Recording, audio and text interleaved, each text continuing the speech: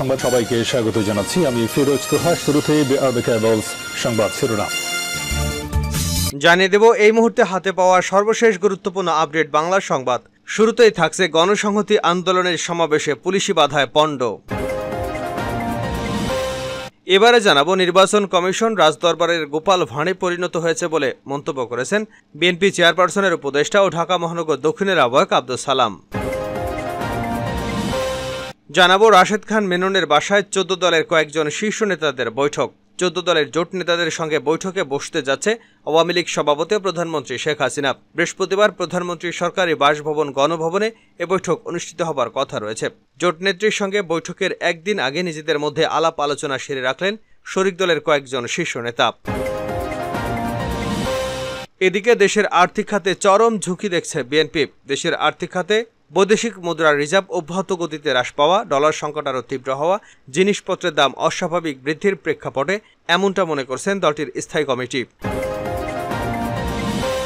এবারে থাকছে আওয়ামী লীগ সভাপতিমণ্ডলীর সদস্য এবং বস্ত্র ও পাটমন্ত্রী অ্যাডভোকেট জাহাঙ্গীর কবির নানক বলেছেন, মেহনতি মানুষের জীবন জীবিকার কথা চিন্তা করেই ব্যাটারি চালিত অটোরিকশা চলাচলের নির্দেশ দিয়েছেন প্রধানমন্ত্রী শেখ হাসিনা। তিনি গরিব দুঃখী মানুষের আস্থার শেষ ঠিকানা। এবং সর্বশেষ জানাবো আন্তর্জাতিক সংবাদ। ইব্রাহিম রাইসির মৃত্যুতে ইরান কি ঝুঁকিতে পড়ল? হেলিকপ্টার বিধ্বস্ত হয়ে ইরানের প্রেসিডেন্ট ইব্রাহিম রাইসি নিহত হওয়ায় দেশটির অভ্যন্তরে যেমন রাজনৈতিক পালাবদল আসছে, তেমনি আকস্মিক এই ঘটনায় সৃষ্টি হয়েছে স্থিতিশীলতার ঝুঁকি। প্রতিবেশী দেশগুলোতে সংঘাত, তাদের উপর চাপ আরও বাড়তে পারে। সম্প্রতি ইসরায়েলের সঙ্গে উত্তেজনায় পটভূমিতে প্রশ্ন উঠেছে, ঠান্ডা মাথার রাজনৈতিক ইব্রাহিম রাইসির মৃত্যু ইরানকে কি দেশের ভেতরে এবং বাইরে ঝুঁকিতে ফেলবে? এতক্ষণ শিরোনাম শুনছিলেন, এবার বিস্তারিত। প্রিয় দর্শক, আপনি যদি এই চ্যানেলে নতুন হয়ে থাকেন, ভিডিওটি দেখতে দেখতে চ্যানেলটি সাবস্ক্রাইব করে আমাদের সঙ্গেই থাকুন। আর এই ভিডিও সম্পর্কে আপনি আপনার মূল্যবান মতামতটি কমেন্ট বক্সে জানিয়ে দিন। আর হ্যাঁ প্রিয় দর্শক, জানিয়ে দিন ভিডিওটি কোথা থেকে দেখছেন। গণসংহতি আন্দোলনের সমাবেশে পুলিশের বাধা। অর্থ পাচারকারী এবং ঋণখেলাপিদের তালিকা প্রকাশের দাবিতে বাংলাদেশ ব্যাংকের সামনে গণসংহতি আন্দোলনের নেতাকর্মীদের সমাবেশ করতে দেয়নি পুলিশ। মঙ্গলবার রাজধানীর মতিঝিলে বাংলাদেশ ব্যাংকের সামনে বিক্ষোভ মিছিল ও সমাবেশ ডেকেছিল গণসংহতি আন্দোলন। সমাবেশ ঠেকাতে সকাল থেকেই কেন্দ্রীয় ব্যাংকের চারদিক এবং মতিঝিল এলাকায় পুলিশ সদস্যদের তৎপরতা দেখা যায়।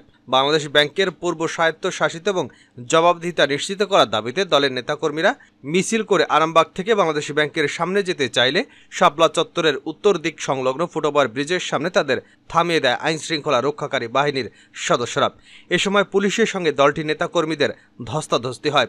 বেলা 1টার দিকে পুলিশের বাধা পেরিয়ে পাশের ফুটপাতে দাঁড়িয়ে সমাবেশ করে দলটি। এ সময় গণসংহতি আন্দোলনের প্রধান সমন্বয়কারী জোনায়েদ সাকি বলেন, বাংলাদেশের সব সম্পদ আজ লুটপাট হয়ে যাচ্ছে, ফোকলা হয়ে যাচ্ছে অর্থনীতি। যারা লুটপাট করছে তাদের বিরুদ্ধে ব্যবস্থা না নিয়ে তোষণ করা হচ্ছে। তিনি বলেন, ব্যাংক লুটপাটকারী, ঋণখেলাপি এবং অর্থ পাচারকারীদের নাম আগামী 30 জুনের মধ্যে প্রকাশ করতে হবে। তাদের তালিকা প্রকাশ করা না হলে সমাবেশ করা হবে বাংলাদেশ ব্যাংকের সামনে।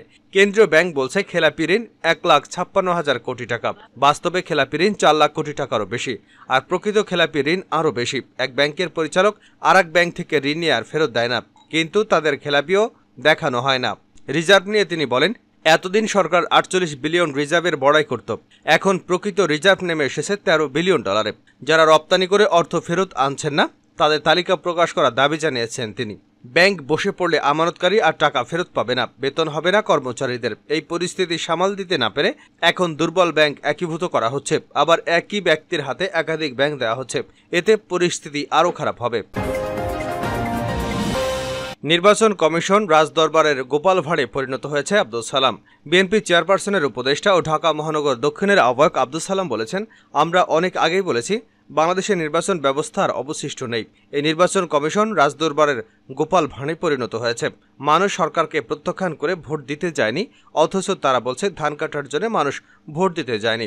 মঙ্গলবার বিকেলে রাজধানীর নয়াপল্টনে ভাসানী মিলনায়তনে ঢাকা মহানগর দক্ষিণ বিএনপির 2 নং জোনের সভায় সভাপতির বক্তব্যে এসব কথা বলেন তিনি। সালাম বলেন, বিভিন্ন বিদ্যুৎ কোম্পানির সাথে সরকার চুক্তি করেছে, যাদের কাছ থেকে কোনো বিদ্যুৎ কেনা হচ্ছে না, শুধুমাত্র লুটপাট করতেই কুইক রেন্টালের ভাড়া টাকার পরিবর্তে ডলারে দেওয়া হচ্ছে। এই লুটপাট বন্ধে সরকারের বিরুদ্ধে আন্দোলন গড়ে তুলতে হবে।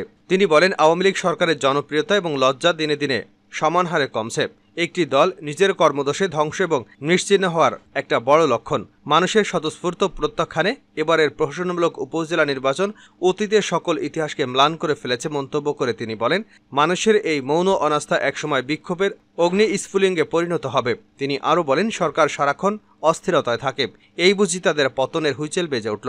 এই ভয় থেকেই সরকার বিএনপি একের পর এক নেতাদের কারাগারে নিচ্ছে, কিন্তু এসব গ্রেপ্তার করে পতন ঠেকানো যাবে না। এখনো সময় আছে, দেওয়াল লিখুন পড়ুন। মানুষের পিঠ দেওয়ালে ঠেকে গেছে, তাই মানুষ ঘুরে দাঁড়ানোর আগেই মানে মানে কেটে পড়ুন। ঢাকা মহানগর দক্ষিণের সদস্য সচিব রফিকুল আলম মজনু তার বক্তব্যে বলেন, নাগরিকগণ বিভিন্নভাবে সরকারকে বারবার প্রত্যাখ্যানের সংকেত দিচ্ছে। সরকার তলে তলে এই অনাস্থা প্রত্যাখ্যান করে দিশেহারা হয়ে এখন আবুল তাবুল বক্তব্য দিচ্ছে। তিনি সরকারকে তালবাহানা বাদ দিয়ে অবৈধভাবে আঁকড়ে থাকা ক্ষমতার চেয়ার ছেড়ে দিয়ে সুষ্ঠু নির্বাচনের মাধ্যমে জনগণের হাতে ক্ষমতা হস্তান্তরের আহ্বান জানান। মেননের বাসায় 14 দলের শীর্ষ নেতাদের বৈঠক। 14 দলীয় জোটের নেতাদের সঙ্গে বৈঠকে বসতে যাচ্ছেন আওয়ামী লীগ সভাপতি ও প্রধানমন্ত্রী শেখ হাসিনা। আগামীকাল বৃহস্পতিবার প্রধানমন্ত্রীর সরকারি বাসভবন গণভবনে এ বৈঠক অনুষ্ঠিত হবে। জোট নেত্রীর সঙ্গে বৈঠকের একদিন আগে নিজেদের মধ্যে আলাপ আলোচনা সেরে রাখলেন শরিক দলের কয়েকজন শীর্ষ নেতা। ওয়ার্কার্স পার্টির সভাপতি রাশেদ খান মেননের রাজধানীর বাসভবনে মঙ্গলবার এ বৈঠক অনুষ্ঠিত হয়। এ সময় প্রধানমন্ত্রী শেখ হাসিনার সঙ্গে বৈঠকে তারা কি বলবেন সে বিষয়ে নিজেরা পরামর্শ করেন। এছাড়াও বৈঠক নেতাদের বক্তৃতায় ক্ষোভ উঠে আসে বলেও বৈঠক সূত্রে জানা গেছে। সূত্র জানায়, বৈঠকে রাশেদ খান মেনন ছাড়াও জাসদ সভাপতি হাসানুল হক ইনু, সাম্যবাদী দলের সাধারণ সম্পাদক দিলীপ বড়ুয়া, তরিকত ফেডারেশনের চেয়ারম্যান সৈয়দ নজিবুল বশার মাইজ ভান্ডারী, ওয়ার্কার্স পার্টির সাধারণ সম্পাদক ফজলে হোসেন বাদশাহ, তরিকত ফেডারেশনের ভারপ্রাপ্ত মহাসচিব মোহাম্মদ আলী ফারুক সহ জোটের আরও কয়েকজন নেতা উপস্থিত ছিলেন। বৈঠকের একটি সূত্র জানিয়েছে, অনেক বিষয় নিয়ে তাদের মধ্যে আলোচনা হয়েছে। জোট নেতাদের অবহেলার পাত্র হয়ে থাকতে চান না, তারা প্রাপ্য সম্মান চান। জোটের প্রয়োজনীয়তা আছে কিনা এ বিষয়ে নেতৃত্ব দেওয়া দল আওয়ামী লীগের কাছ থেকে পরিষ্কার অবস্থানের কথা জানতে চান তারা।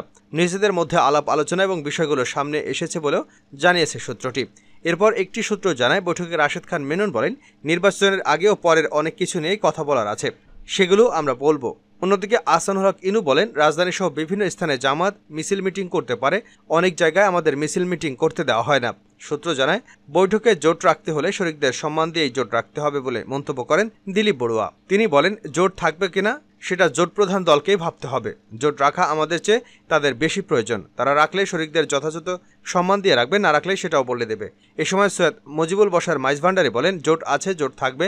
বৈঠকে জোট প্রধান কি বলেন সেটা আগে শুনতে হবে। জোটের ভেতরে ঐক্য প্রয়োজন। দেশের আর্থিক খাতে চরম ঝুঁকি দেখছে বিএনপি। বৈদেশিক মুদ্রা রিজার্ভ অব্যাহত গতিতে হ্রাস পাওয়া, ডলার সংকট আরও তীব্র হওয়া, জিনিসপত্রের দাম অস্বাভাবিক বৃদ্ধির প্রেক্ষাপটে এমনটা মনে করছেন দলটির স্থায়ী কমিটি। এ অবস্থায় দেশের চলমান অর্থনৈতিক সংকটের কারণ জনগণের সামনে আনুষ্ঠানিকভাবে তুলে ধরার সিদ্ধান্ত নিয়েছে দলটি। দেশের আর্থিক খাতের পরিস্থিতি নিয়ে গত সোমবার রাতে দলের স্থায়ী কমিটিতে ভার্চুয়ালি বৈঠকে বিষয়ে বিস্তারিত আলোচনা হয়েছে। বৈঠক সূত্রে জানা যায়, ভারপ্রাপ্ত চেয়ারম্যান তারেক রহমানের সভাপতিত্বে অনুষ্ঠিত বৈঠকে 5 ইস্যুতে আলোচনা হয়েছে। এর মধ্যে বাংলাদেশ ব্যাংকের রিজার্ভ চুরি আর এটি নিয়ে ভারতের গণমাধ্যমে প্রকাশিত খবর, এ বিষয়ে উদ্বেগ প্রকাশ করে বিএনপির স্থায়ী কমিটি। নেতাদের ভাষ্য, এটা নিয়ে জনমনে হতাশা এবং উদ্বেগ তৈরি হয়েছে। এতে সরকারের ব্যর্থতা প্রমাণ হয়েছে। বাংলাদেশ ব্যাংকের বৈদেশিক মুদ্রা রিজার্ভের বিষয়ে কোনো পরিষ্কার তথ্য না পাওয়া, সরকারের দিক থেকে কখনো বলা হচ্ছে ব্যবহারযোগ্য রিজার্ভ $13 বিলিয়ন, কখনো বলা হচ্ছে $18 বিলিয়ন। বিএনপি নেতারা মনে করেন, নতুন করে রিজার্ভ চুরির এবং হিসাবের গড়মিলের কারণেই বাংলাদেশ ব্যাংকের সাংবাদিক প্রবেশে নিষেধাজ্ঞা দেওয়া হয়েছে। এ বিষয়ে তিনি বিএনপির একটি বিশেষজ্ঞ দল কাজ করছে, খুব শিগগিরই দলের পক্ষ থেকে বিস্তারিত তুলে ধরবে দলটি।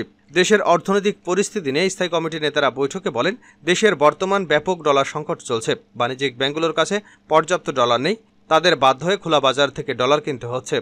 এতে করে আমদানি নির্ভর পণ্যের দাম বৃদ্ধি পাবে। সার্বিকভাবে দেশের অর্থনীতিতে বিরূপ প্রভাব পড়বে। এর ফলে মানুষের ভোগান্তি আরও বাড়বে, সামনে এই সংকট আরও বাড়তে পারে। এতে প্রমাণিত হয় অর্থনীতিতে সরকারের কোনো নিয়ন্ত্রণ নেই। জানাবো আন্তর্জাতিক সংবাদ। ইব্রাহিম রাইসির মৃত্যুতে ইরান কি ঝুঁকিতে পড়ল? হেলিকপ্টার বিধ্বস্ত হয়ে ইরানের প্রেসিডেন্ট ইব্রাহিম রাইসি নিহত হয়। দেশটির অভ্যন্তরে যেমন রাজনৈতিক পালাবদল আসছে, তেমনি আকস্মিকভাবে এ ঘটনায় সৃষ্টি হয়েছে স্থিতিশীলতার ঝুঁকি। প্রতিবেশী দেশগুলোতে সংঘাত, তাদের উপর চাপ আরও বাড়তে পারে। সম্প্রতি ইসরায়েলের সঙ্গে উত্তেজনার পটভূমিতে প্রশ্ন উঠেছে, ঠান্ডা মাথা রাজনৈতিক ইব্রাহিম রাইসির মৃত্যু ইরানকে কি দেশের ভেতরে এবং বাইরে ঝুঁকিতে ফেলবে? রাইসি ছিলেন ভবিষ্যতে ইরানের সর্বোচ্চ নেতা হওয়ার দৌড়ে অগ্রভাগে। অনেকে মনে করতেন আয়াতুল্লাহ আলী খামেনির পর তিনি হতে পারতেন ইরানের কর্ণধার। তার মৃত্যুতে দেশের অনেক মানুষের সেই স্বপ্ন ভেঙেছে। বিশ্লেষকরা বলছেন, দ্রুত নেতা নির্বাচন করার জটিল প্রক্রিয়ায় যেতে হচ্ছে ইরানকে। তারা এমন নেতা বেছে নিতে চাইবেন যাতে দেশটির নীতির ক্ষেত্রে তেমন পরিবর্তন না আসে। দেশটির সর্বোচ্চ নেতা আয়াতুল্লাহ আলী খামেনি বলেছেন, জনগণের এ নিয়ে উদ্বিগ্ন হবার কিছু নেই। রাইসি মূলত তার আদেশ উপদেশই পালন করতেন। প্রেসিডেন্টকে বহনকারী হেলিকপ্টার বিধ্বস্ত হওয়ার ঘটনায় তদন্ত শুরু হয়েছে। তদন্তের নির্দেশ দেন ইরানের সশস্ত্র বাহিনীর প্রধান মেজর জেনারেল মোহাম্মদ বাকেরি। এটি যান্ত্রিক ত্রুটি নাকি তীব্র কুয়াশার কারণে ঘটেছে তা নিয়ে আনুষ্ঠানিক কোনো বক্তব্য দেয়নি সরকার। এদিকে ইসরায়েলকে ঘিরে নাশকতার সন্দেহ আছে। পুরো তদন্ত কাজ শেষ হওয়ার পরেই তথ্য জানা যাবে। এর মধ্যে হেলিকপ্টারে রেডিও সংকেত পাঠানোর ট্রান্সপন্ডার ছিল বন্ধ। তা নিয়ে চাঞ্চল্যকর তথ্য দিয়েছে তুরস্ক। এদিকে গতকাল মঙ্গলবার রাইসির দাফন প্রক্রিয়া শুরু হয়। তার কফিনে দেশটির উত্তর পশ্চিমাঞ্চলে তারবিজ শহরে পৌঁছলে শেষ শ্রদ্ধা জানাতে লাখো মানুষের ঢল নামে। লাশবাহী গাড়ি ঘিরে লোকজনের পদযাত্রা করেন। সেখান থেকে কফিন নিয়ে যাওয়া হয় কোম শহরে। বৃহস্পতিবার জন্মস্থান মাশহাদে রাইসি চিরনিদ্রায় শায়িত হবেন। রাজধানীর তেহরানে নেওয়া হয় কফিন। সেখানে শ্রদ্ধা জানান সর্বোচ্চ নেতা আয়াতুল্লাহ আলী খামেনি। রাইসির মৃত্যুতে 5 দিনের শোক ঘোষণা করেছে দেশটি। দ্য ওয়াশিংটন পোস্ট লিখেছে, ইরান ও ইসরায়েলের মধ্যে উত্তেজনা নিয়ে মধ্যপ্রাচ্য সহ বিশ্বের নানা প্রান্তের মানুষ সজাগ। এই পরিস্থিতিতে রাইসের মৃত্যু ইরানে অস্থিরতা বাড়াতে পারে। গত মাসে ইরান ও ইসরায়েল সরাসরি লড়াইয়ে জড়িয়ে পড়ে, যা বিশ্বজুড়ে উদ্বেগের জন্ম দিয়েছিল।